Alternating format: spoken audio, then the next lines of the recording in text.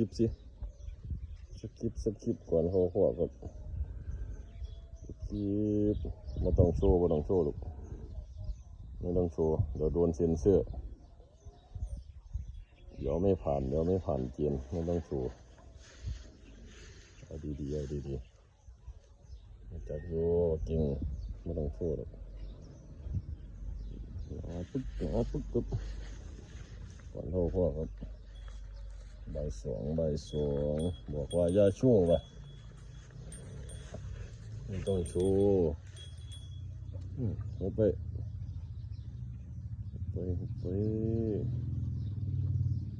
ลูกหลักครับลูกหลัก